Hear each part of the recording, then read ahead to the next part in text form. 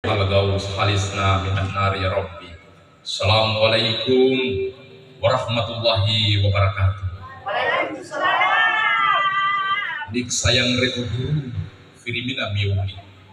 Yul selijai rasai bahagia dan rasa terharu ketika detik ini seluruh orang tua-tua tercinta, anik papa, anik tete, anik gua, anik foy, ak magriarma, anik del, antig, aftenek, do firimi, flofoli mase fema nik susari kangelaja, fema niko bipeuri niko masalaja dalam menghadapi perhelatan politik akbar di mana tahun 2024 ini kita diperintahkan oleh negara untuk mereha sejenak melihat perjalanan peradaban negara dari setiap etape politik.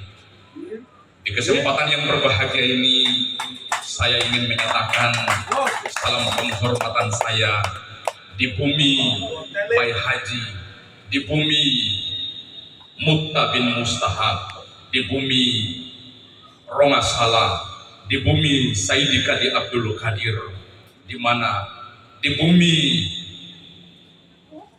Lol Dayalu bin Bakar, mereka lah yang melahirkan 5 Geletini hari ini terbukti Epele berdiri sebagai penduduk yang menata peradaban dan terbukti setiap generasi tetap memberikan suara-suara keadilan dan suara-suara kebenaran.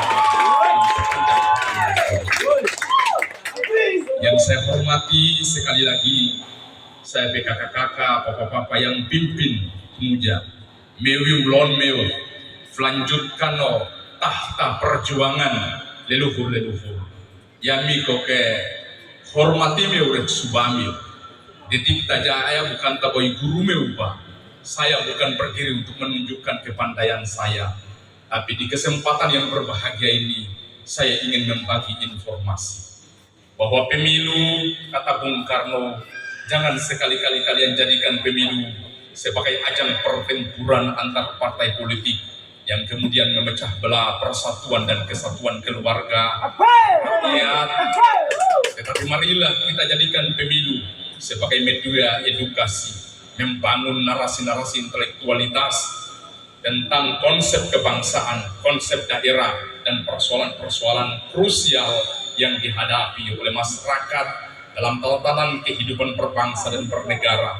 Kita menjahit suasana kebatinan kita, pemikiran kita dalam setiap derap langkah perjuangan politik itu sendiri.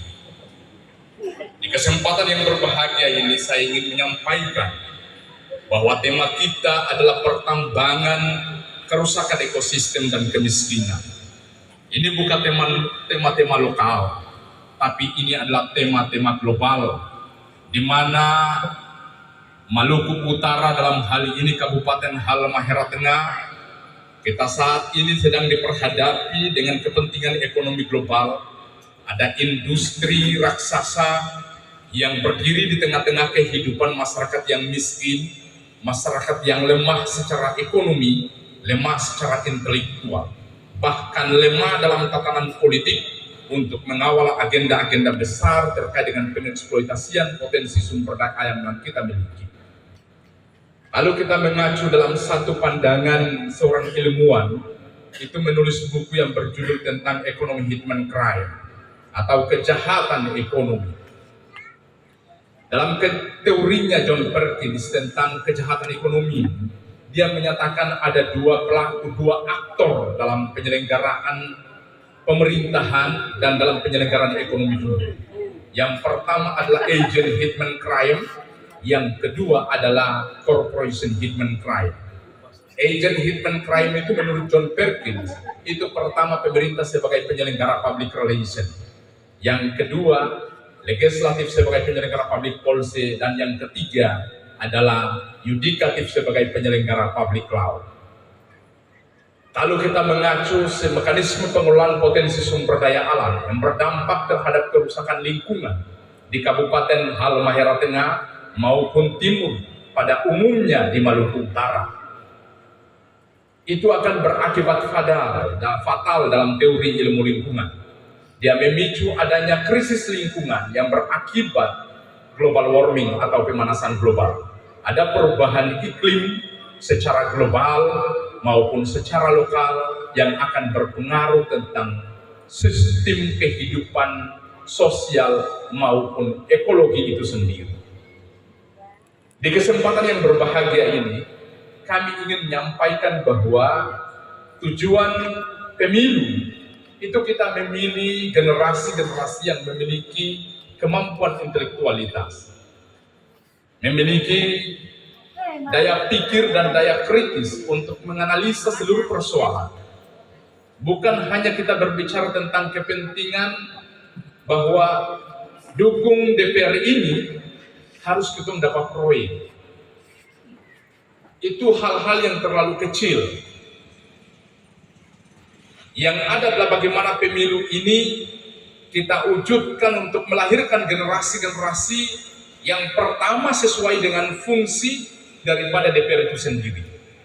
Yang pertama, DPR itu punya fungsi pertama adalah legislasi, menyusun peraturan perundang-undangan, bahkan dituntut untuk memahami peraturan perundang-undangan yang dibuat oleh pemerintah maupun yang akan dirancang oleh DPR itu sendiri.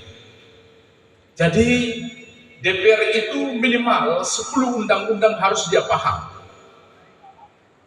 Harus undang-undang tentang pengelolaan keuangan daerah, undang-undang tentang pemerintahan daerah, undang-undang tentang desentralisasi fiskal dan keuangan daerah, undang-undang tentang pengelolaan lingkungan hidup, undang-undang tentang pertambangan mineral dan batu bara. Minimal ada undang yang dimiliki, referensi undang-undang yang dimiliki oleh seorang calon anggota DPR.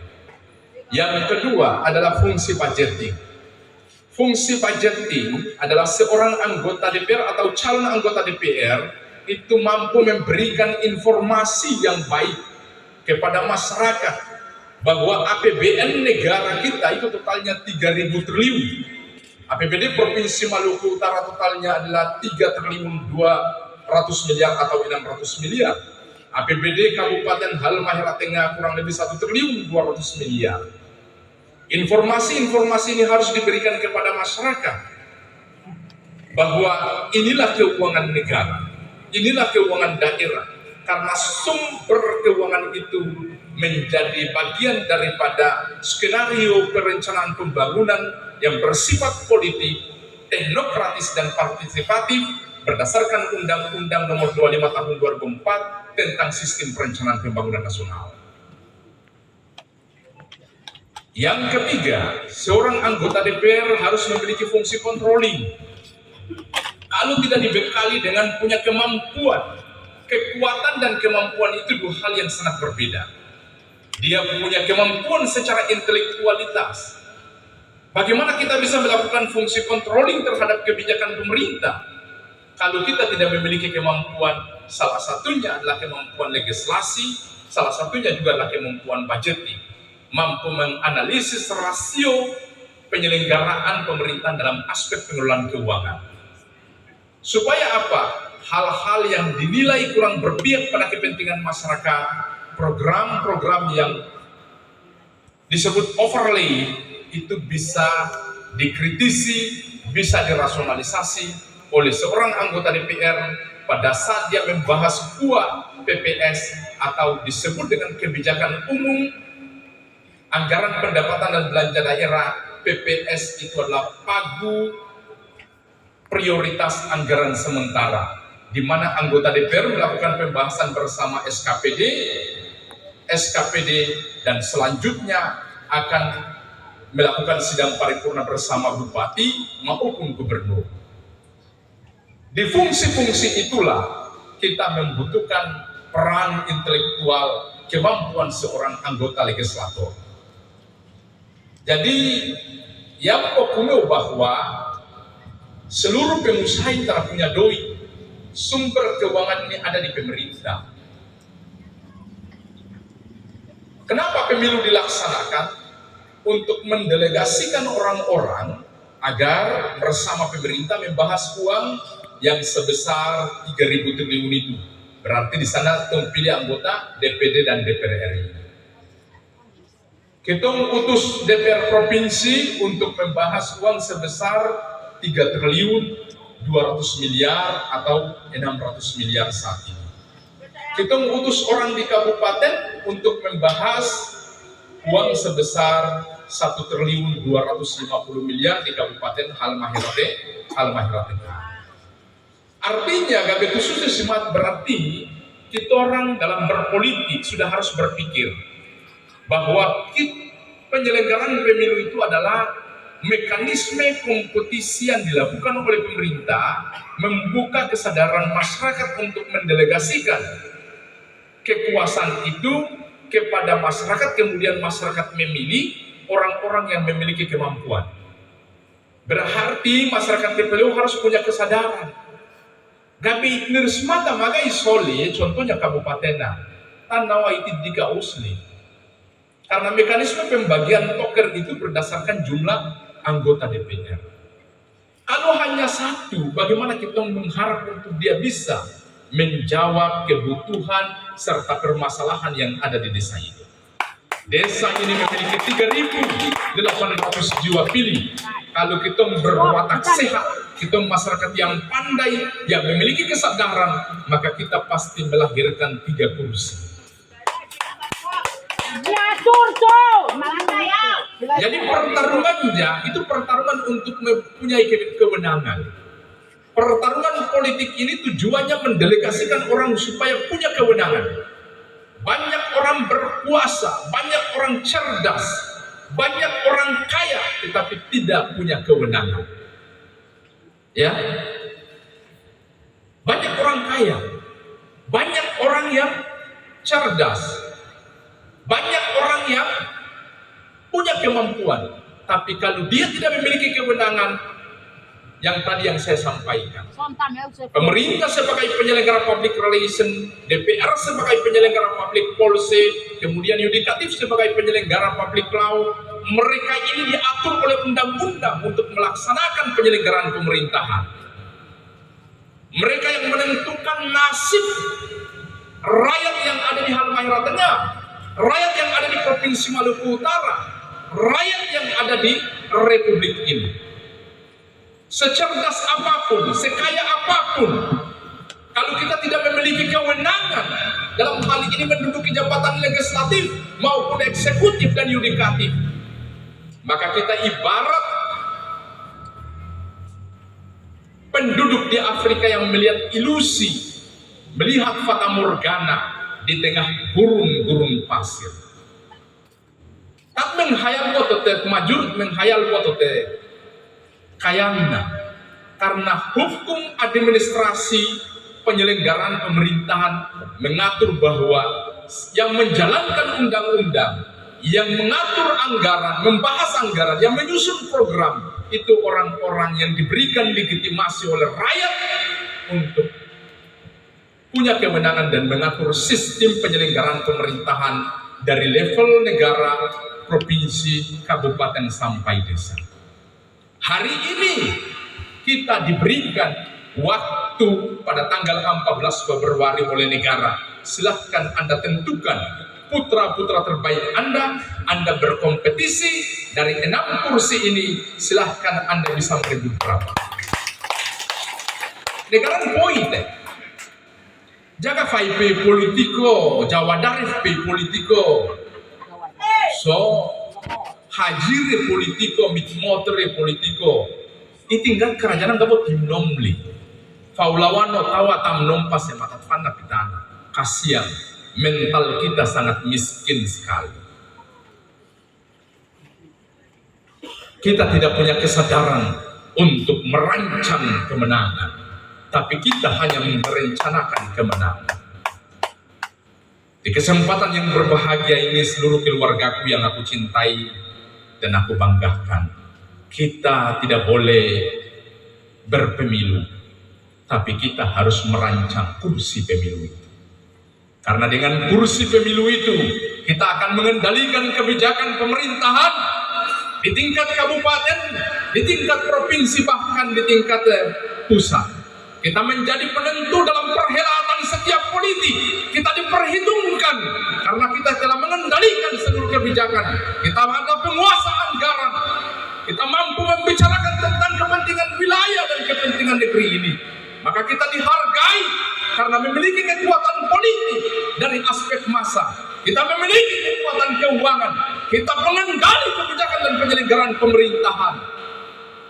Jangan kita hanya sekumpulan massa yang tidak memiliki energi, Bapak Ibu, saudara-saudaraku yang kita cintai. Jangan kita hanya menjadi kerumunan massa yang tidak memiliki kekuatan, yang diinjak-injak martabatnya. Maka sekali lagi Bung Karno menyatakan, kalian harus berdikari secara ekonomi, kalian harus berdaulat secara politik, dan bermartabat secara budaya. Kalian akan berdiri kokoh bagaikan karang yang terhantam oleh gelombang berjuta-juta tahun. Dia tetap kokoh menyatakan, aku adalah karang yang kuat. Tetapi jika dalam pertarungan politik ini kita gagal pada tahun 2024, kata Bung Karno, kita akan tergilas dalam penjara kemiskinan, kita akan tergilas dalam penjara ketidakada martabatan. Orang-orang lain akan menulis tentang sejarah masyarakat Tepeleo, yaitu sejarah orang-orang yang terkalahkan dalam medan pertempuran politik. Jangan kita mengharapkan orang lain menulis tentang sejarah kita, tapi marilah kita sendiri mengukir sejarah kita dengan tinta-tinta emas di bilik suara. Kita pilih putra-putra terbaik kita. 3.000 suara kita melahirkan 3 kursi, Bapak Ibu, saudara-saudara. Jangan sekali lagi kita mengharapkan orang lain menulis sejarah kita, tapi marilah kita menulis sejarah kita. Kita tidak perlu membutuhkan tinta emas, tapi kita hanya bismillahirrahmanirrahim di bilik suara. Kita coblos, kita yang hitung sendiri, kursinya kita yang buat sendiri. Kita antarkan mereka menuju Loiteglas dan menuju Puncak Gosali, bahkan menuju Senayan. Harus ada kesadaran itu, Abayumeo, karena perjalanan sejarah orang-orang Tepeleo, leluhur-leluhur Tepeleo, 2 pulau yang ada di depan ini, itu persoalan diplomasi politik. Tak bukan tak persoalan nomrewoyo, Pak. Orang-orang yang cuma nomrewoyo, mereka terkalahkan dalam Falipes, Falaya saya. Ini juga boh. Tuh, mitologi akan fatah. Tete sejarah saya fatua. Oh, saya fatah Falipes se. Bega betpei politikim noma, maka kita orang akan seperti sejarah Falipes yang mereka pada akhirnya tidak memiliki sayafi, dan sayafi menjadi warisan perjalanan sejarah dan peradaban. Maka Loiteglas harus kita jadikan sebagai sayafi dan liwo. Kita harus memenang. Kita harus melawan badai yang sangat sulit di tengah-tengah kemiskinan generasi. Kalian tidak mewarisi kami dengan harta kekayaan yang berlimpah. Kami berjuang sendiri. Kami berjuang menatapi kaki. Seandainya bebanim yapser menelpona Wilireo, Sisili, kalau mampu berbicara, maka merekam setiap jejak-jejak kaki kecil yang lari di antara lolire milia tubuh, bahwa setiap hari Minggu dan hari Jumat sore dia harus masuk bantu orang tua, dan kemudian hari ini dia pergi kuliah dan dia kembali memberikan pancaran-pancaran peradaban dalam kegelapan pemikiran dan jiwa keluarga. Harus direkam tai-tai. Hari ini Finoftofola Miami ini, itulah perjalanan peradaban manusia. Dari setiap etape ada generasi yang memiliki kemampuan akibat karena doa dan ijabah para leluhur yang terkabul dan hari ini kita dapat rasakan. Jadi Abo Yumeo kira-kira ini tarap saja si vise, tarap saja si vise. Bangsa pilih taksi. Alah. Jadi bofuno si telema bibewo fakio. Film takso. Eten fitu bremeuren faskola meu. berumbe bur koncoja itnir orang tua tar susah kapalanja. Taga bo tekanan politik kimia ustad taga bo setengah jua ire malaikat mau tar lafo serno. Yang bokumeu bahwa susah kapalan tanggona penuluja kadang kitong itu sedih dan duka karena bok fan lima rombe yu isya cacalat kilo popa ye mama irit pa nyala kok sejabung mau kasih pilihan di susah kapalan setiap tahun itu meningkat, maka dia butuh kesadaran kepada kita untuk menghantarkan putra-putra terbaik kita di tanggal 14 Februari menuju Loiteglas dan menuju Gosari. Hari fatwa apa yang lu kira-kira terasa si Visa? Si Visa? Allahumma salli wa sallim ala Sayyidina Muhammadin wa ala ali Sayyidina Muhammad. Harus kita berkomitmen. Teriakan itu adalah bagian daripada doa yang terekam indah di setiap gelombang langit. Hanya orang-orang pengkhianat yang kemudian akan mengkhianati doa itu sendiri. Dan dia akan terhempas oleh perilaku-perilaku putus asa yang dia tidak memperhitungkan kekuatannya, tapi memperhitungkan kekuatan orang lain. Dan dia akan tenggelam dalam gagasan orang-orang yang tidak bertanggung jawab. Fatal. Jadi, tak berarti tuh gak bisa istilah.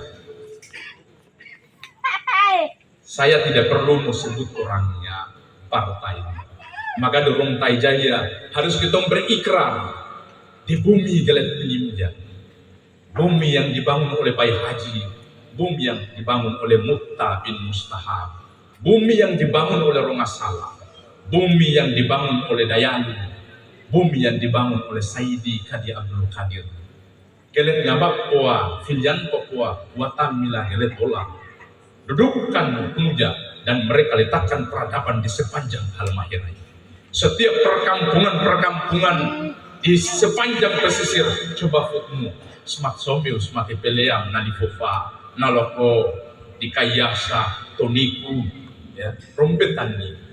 Itu ada sebuah ekspedisi yang ditampilkan oleh leluhur-leluhur kita. Tete Pane, Kapita Barani, Tete Sena, Kapita Barani. Rumbin jelimpom nate majelisri kapita-kapita Barani. Mereka Tete Medo Kapita Barani. Tete Rajiman Kapita Barani.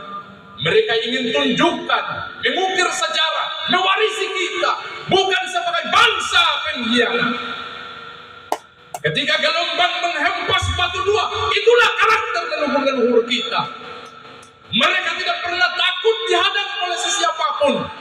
Tapi penaklukan demi penaklukan, pertarungan demi pertarungan mereka lakukan untuk menunjukkan kepada generasi mereka bahwa mereka tidak terlahir dari sulbi dan teraip yang lemah, yang memiliki kekuatan tauhid.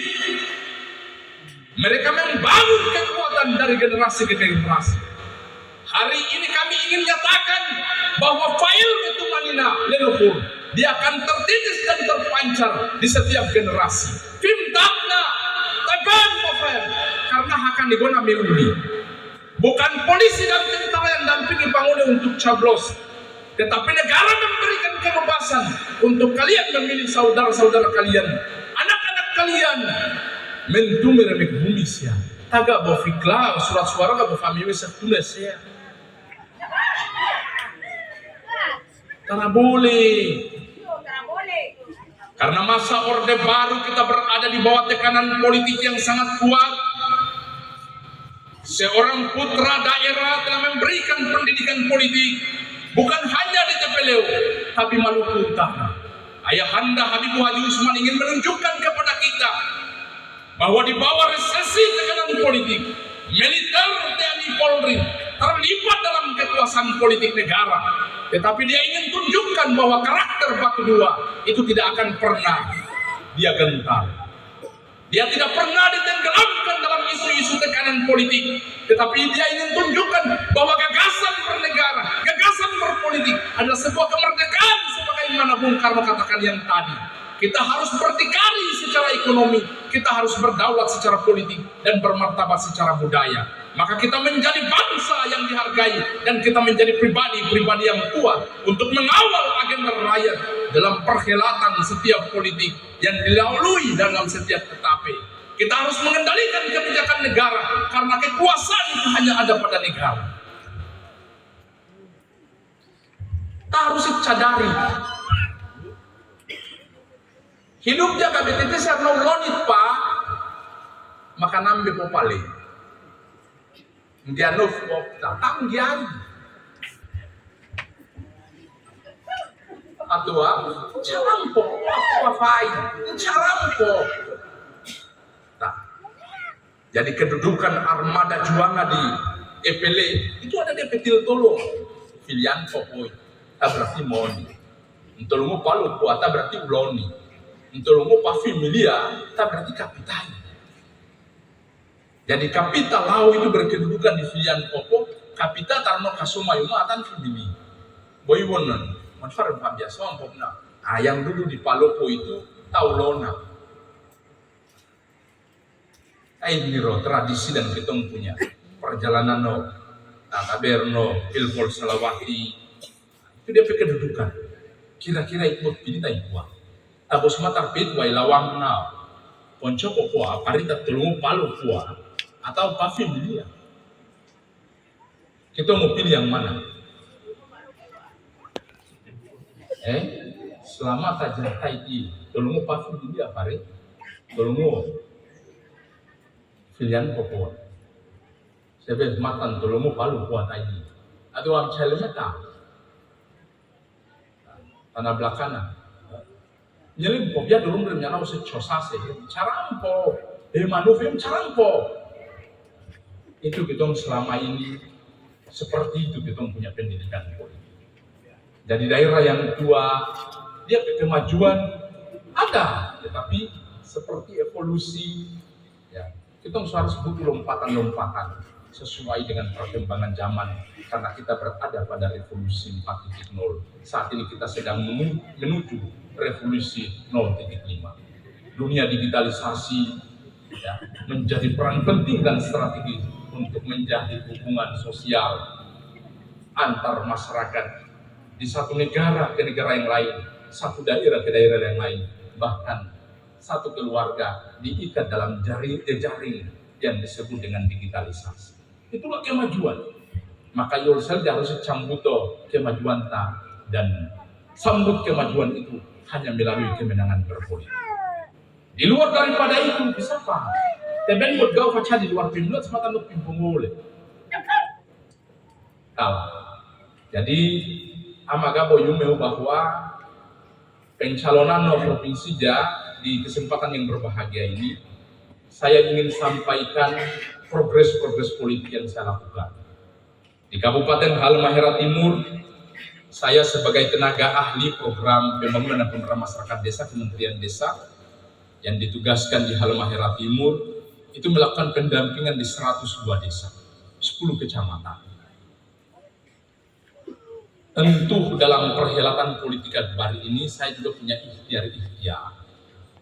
Di setiap desa saya target 50. Kalau dia 102 desa berarti dia 5.000. 100. Di situ saya ambil variabel yang lebih ringan lagi, itu per kecamatan saya targetnya 500. 10 kecamatan berarti 5.000. Konsolidasi yang saya lakukan kurang lebih hampir 5 bulan.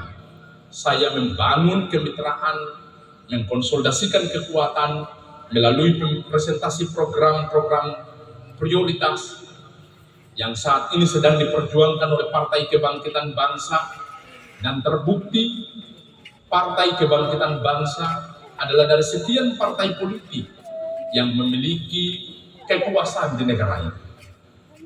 Partai Kebangkitan Bangsa didirikan pada tahun 1998 ketika terjadi tekanan politik negara yang begitu kuat dan pemilihan umum 1997 terjadi kegagalan. Inisiasi oleh para Nahdlatul Ulama membentuk partai. Pemilu diulang kembali tahun 1999 dan partai ini memenangkan pemilu, memenuhi parliament threshold.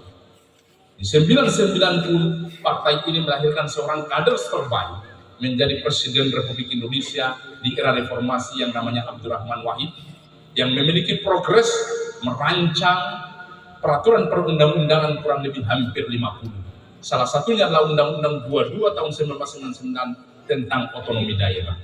Daerah-daerah dimekarkan untuk menjawab rentang kendali, memperkecil bonus demografi, pengangguran, tingkat kesulitan wilayah, maka terjadi pemekaran wilayah. Di dalam anggaran dasar dan anggaran rumah tangga, Partai Kebangkitan Bangsa juga menyatakan bahwa membangun Indonesia ini harus dari desa. Maka tepat pada tahun 2009, partai ini memenangkan pemilu nomor urut 3. Dan lewat sidang-sidang parlemen mengusulkan dan merancang dan mengusulkan salah satu undang-undang yang saat ini kita semua ketahui, yaitu Undang-Undang Desa nomor 6 tahun 2014 tentang desa.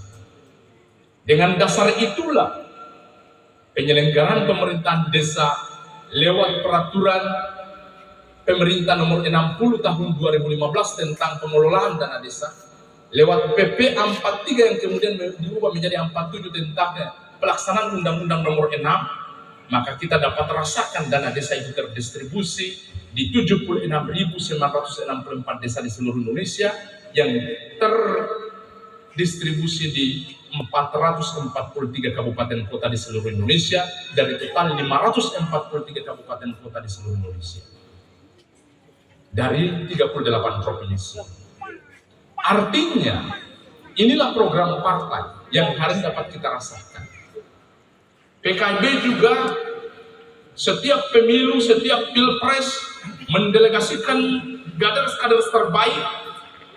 Kita lihat pengalaman pemilu presiden di tahun 2004 ketika Ucu Kalla sebagai kader Golkar itu tidak pernah didukung oleh Golkar. PKB yang memberikan dukungan karena Ucu Kalla dari kader Nahdlatul Ulama. Selanjutnya di masa Jokowi, Ucu Kalla dipaketkan dengan Jokowi, itu pun tidak didukung oleh partai Golkar. Dia didukung oleh Partai Kebangkitan Bangsa karena ada ikatan dia sebagai keluarga Nahdliyin, keluarga Nahdlatul Ulama. Tahun 2019 ketika pemilihan Pilpres, PKB juga mengusung putra terbaik, kader terbaik Profesor Dr. Ma'ruf Amin yang saat ini aktif sebagai wakil presiden. Itu kader PKB murni. Di tahun 2024 inilah Ketua Umum Partai Kebangkitan Bangsa yang namanya Muhaimin Iskandar telah dipaketkan oleh Anies Baswedan. Yang paketnya dalam akronimnya disebut dengan AMIN. Tentu dalam perjalanan negara ini, PKB memberikan kontribusi terhadap pembangunan negara, mulai dari aspek pendidikan, aspek kesehatan, dibangunnya pendidikan PAUD, dibangunnya pondok-pondok santri, yang jumlahnya kurang lebih hampir 10.000 pondokan yang ada di Indonesia. Dibangun universitas-universitas di seluruh wilayah di Indonesia. Kemudian dibangun rumah sakit di mana-mana. Ini digagas dan diprogramkan oleh Nahdlatul Ulama yang didorong dan diperjuangkan secara politik oleh Partai Kebangkitan Bangsa. Hari ini Partai Kebangkitan Bangsa kelihatannya baru di Halmahera Tengah. Tetapi perlu kita ketahui bahwa partai ini partai raksasa di negara ini. Partai ini di setiap perhelatan politik atau politik akbar, di setiap pilpres, dari 9 partai politik yang memenuhi parlemen threshold atau presentasi 4% perolehan suara nasional, di antara 9 partai politik ini PKB selalu memenuhi parlemen threshold. Karena Indonesia menganut 2 sistem politik, yakni parlemen threshold dan electoral threshold. Electoral threshold itu partai yang hanya memiliki kursi di tingkat kabupaten dan kemudian tingkat provinsi. Ada di tingkat provinsi, kadang tidak ada di tingkat kabupaten. Ada di tingkat kabupaten, tidak ada di tingkat provinsi. Itu partai yang memenuhi electoral threshold. Sedangkan partai yang memenuhi parliament threshold adalah partai yang punya kursi DPR RI, kemudian di Pilpres dia punya menteri dan dia punya presiden dan wakil presiden.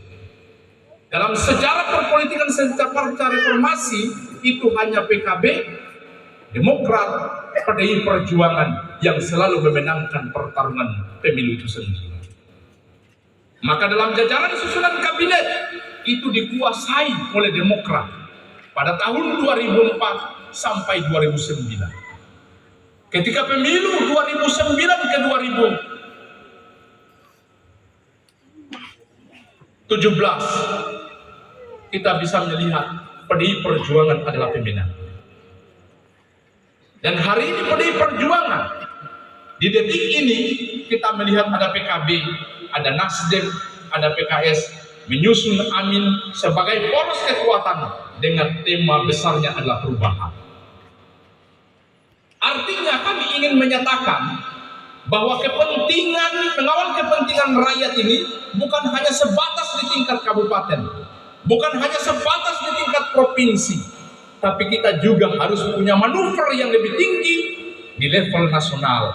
Karena negara yang tadi saya sampaikan, negara memiliki APBN sebesar 3.000 triliun, kemudian provinsi sebesar 3 triliun 200 miliar, kabupaten 1 triliun 250 miliar katakanlah. Tentu kita orang punya harapan poker kabupaten katakanlah 1,5 miliar, kalau punya jabatan wakil ketua mungkin 3 miliar, jabatan ketua DPR mungkin 5 miliar, di provinsi anggota 6 miliar, wakil-wakil ketua mungkin 8 miliar, ketua 10 miliar. Tak carita pokera, tapi semata ruang no, itir bangsa nanti lagi usaha no, gaya ini kita sih buru cuma biasa ini. Gaya tua isinu, aga erfaulu kono kajure kadirtang kona yoncel ice. Poker polimnya kita ice tapi sirfa mulai ceromber yomotir dimi. Tapi poker provinsi ta 6 miliar ini kono DPR kita 24 miliar ice siram nyangi patah ice.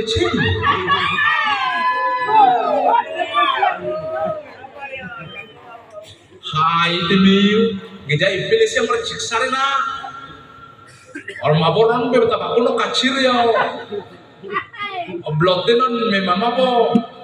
Nah, jadi harus ada punya kesadaran karena tujuan pemilu ini kita mau lobby anggaran. Di Jakarta itu dia bernama alokasi afirmasi. Jadi Pak Bupati, kepala-kepala dinas, gubernur, kepala-kepala dinas di provinsi ada anggaran SPPD untuk ke Jakarta.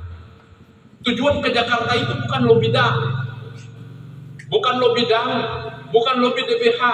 Itu paten dalam ketentuan Undang-Undang Nomor 17 tahun 2015 tentang pengelolaan daerah, bahwa transfer keuangan negara ke daerah itu melalui 3. Yang pertama bagi pajak PBB, BPHTB, yang kemudian diubah menjadi DBH, dana bagi hasil. Yang kedua adalah dana alokasi umum yang diberikan kepada daerah untuk menggunakan anggaran itu sesuai dengan kebutuhan dan permasalahan yang dihadapi oleh masyarakat dan daerah itu sendiri.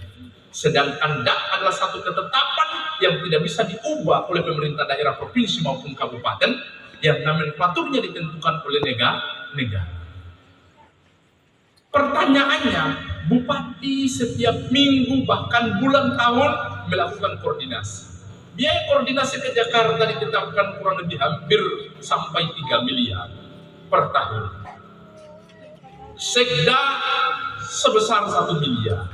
Kepala Bapeda sebesar 500 juta. Kepala dinas sebesar 250 juta sampai 300 juta. Tapi Kalau DPR kita yang kritis, tujuan daripada dong pakai doi kapas kompigi Jakarta ini ada dua tipe. Tipe yang pertama menjadi wisatawan di Jakarta, ya, disebut dengan destination tourism.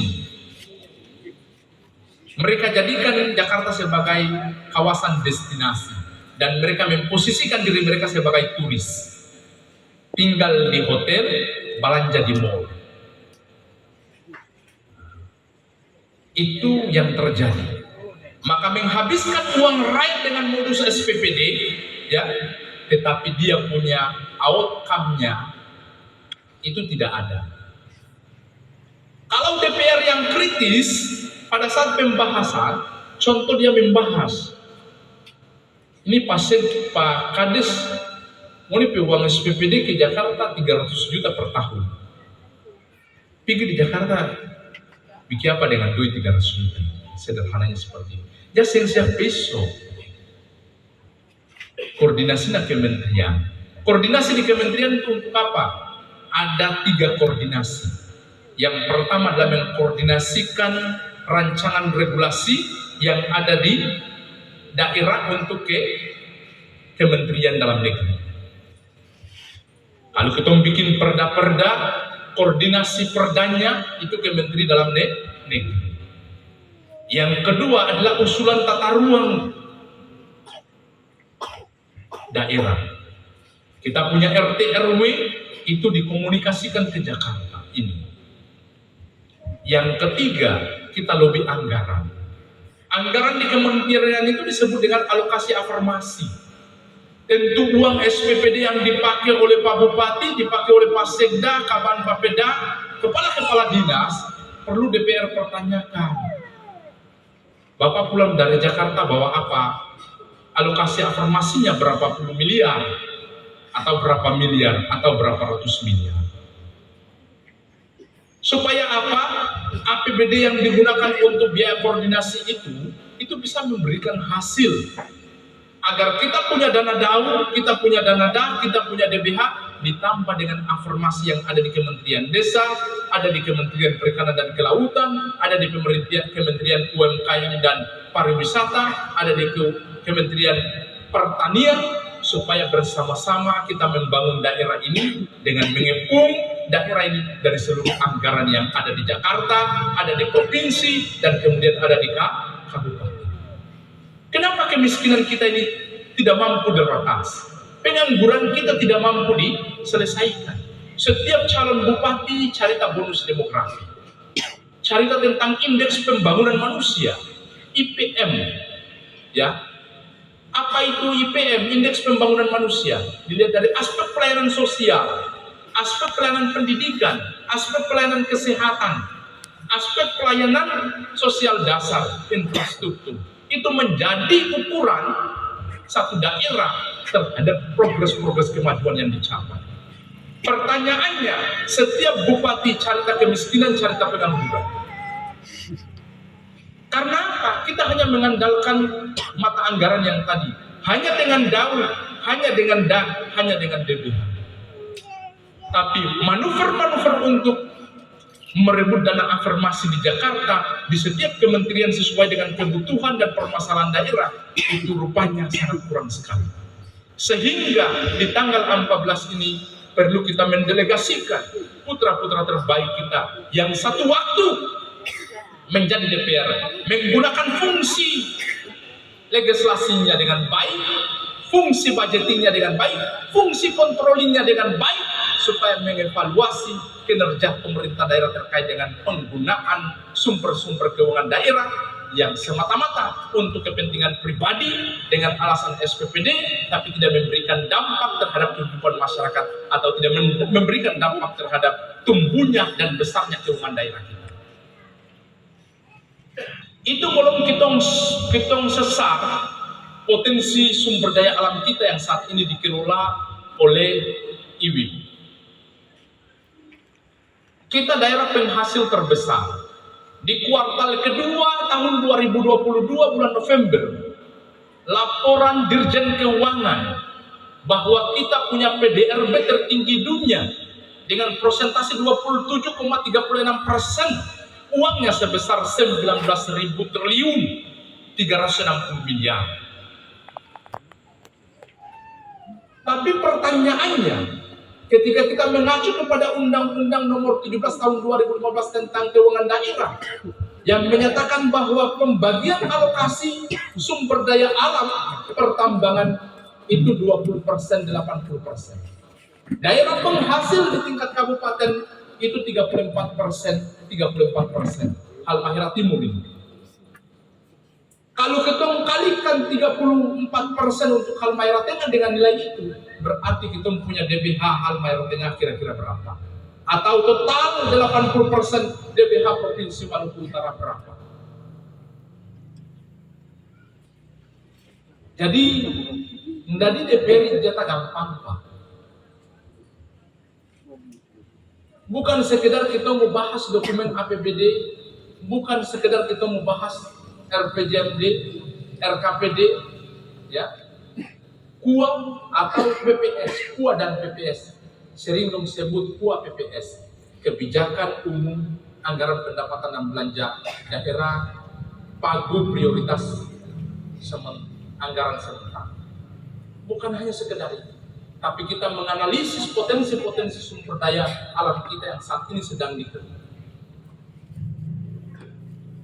Itulah yang dapat kami berikan gambaran, dan yang terakhir DPR itu diberikan satu peran yang disebut dengan interpelasi, mengintervensi kebijakan-kebijakan pemerintah yang dinilai tidak berpihak kepada kepentingan rakyat.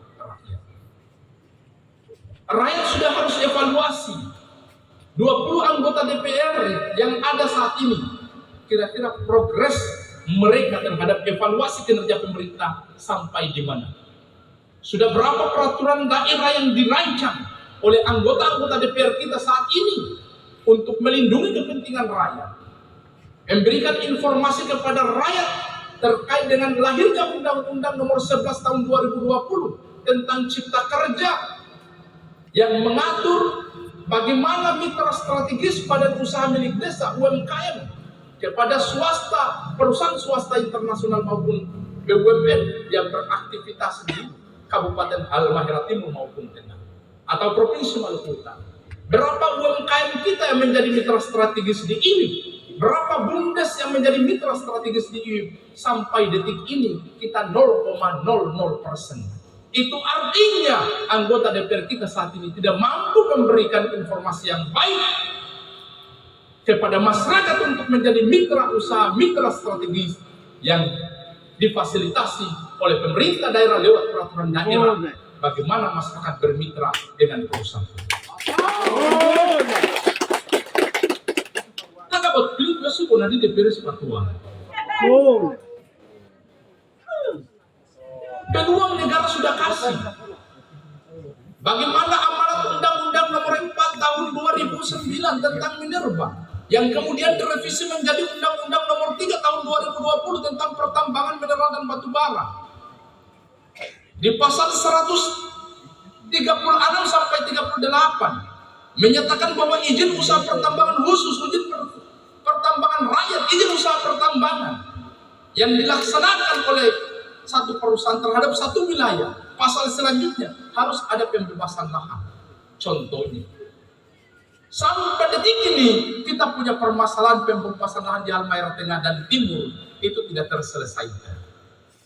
Masyarakat bakapling di mana-mana, padahal ketentuannya sangat sederhana. Lahan sebelum digusur atau diambil potensinya harus melakukan pembebasan lahan, bukan bayar lahan. Dan pasal 138 menyatakan bahwa ketika aktivitas itu selesai, maka lahan secara otomatis dikembalikan kepada negara melalui kelompok masyarakat.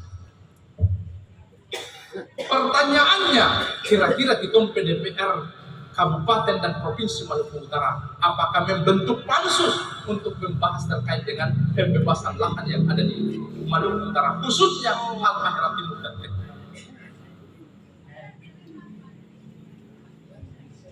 Ini masalah.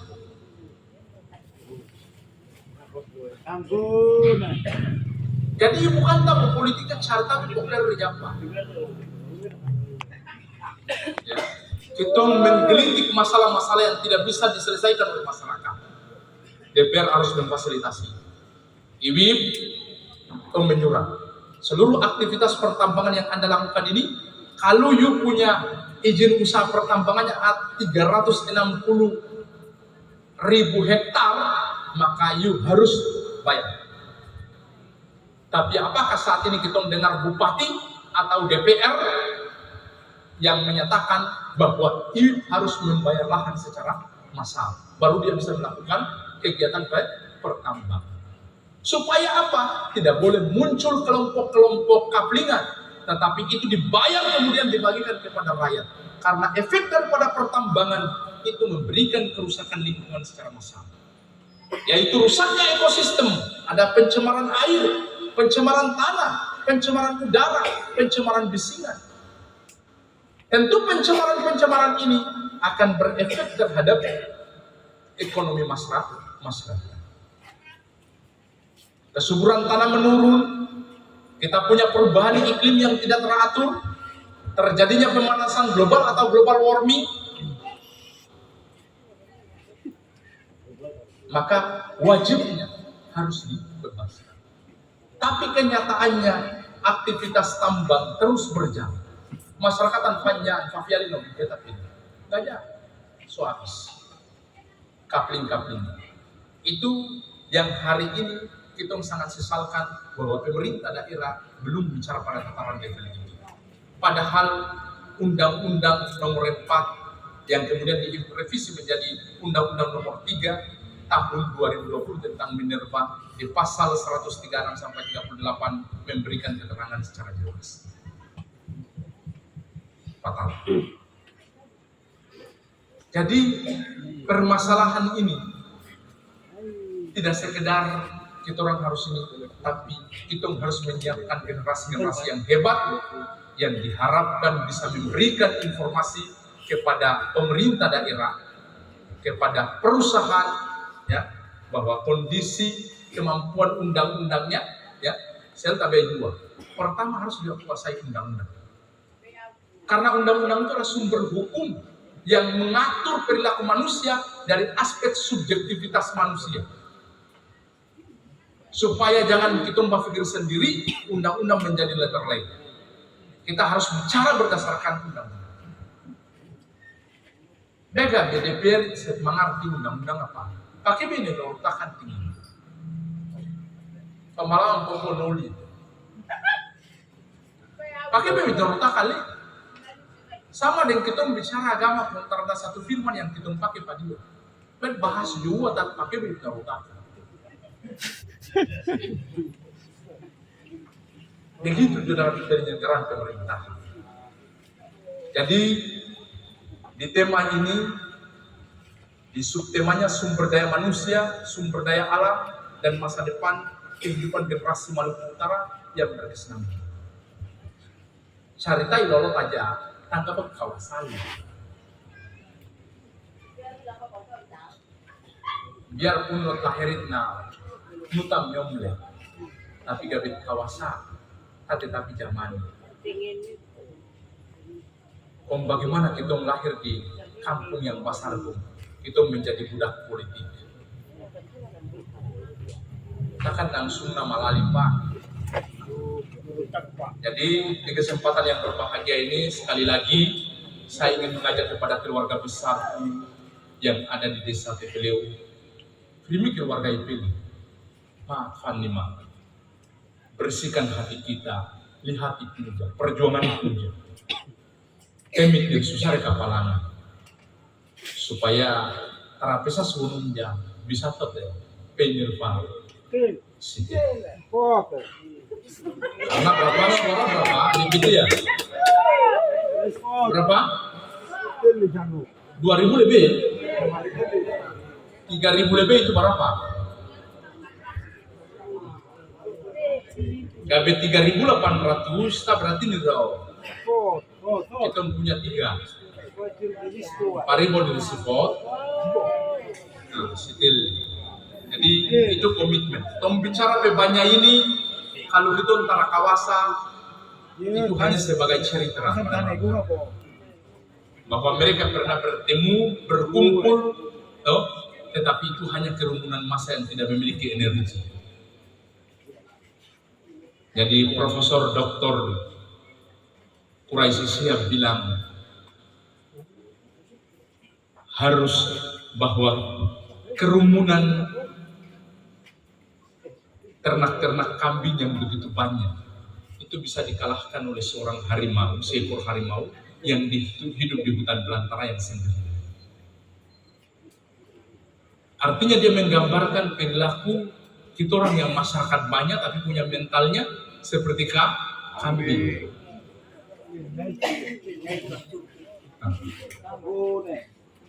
Bes ngam nyai soal tanah ni guna pembian tapi nafsunya kapal secara luasa. Jadi dorong saja ya ini dia IT mata feel pemilu tasel kabe dua harus kita menjadikan filosofi daripada perjuangan Sayafi kita giring pada perjuangan itu. Arif Atua. Jadi terakhir Abu Yumi, saya persiapan kekuatan Halmahera Timur 5.000. Di kesempatan yang berbahagia ini, Gabe yakin saya adalah bagian daripada deretan generasi yang akan mampu mewakili keluarga besar yang ada di TPLU. Di Provinsi Maluku Utara, Jurangga 2.000 suara. Amin. Kira-kira bisa Pak Riki? Karena Gabe 2.000 naik pilih, itu dia pakai kekuatan sampai dari Sawoli sampai Nusa Ambu, itu kekuatannya semakin kuat. Kalau padam di TPLU, dia tidak memberikan pancaran energi yang kuat.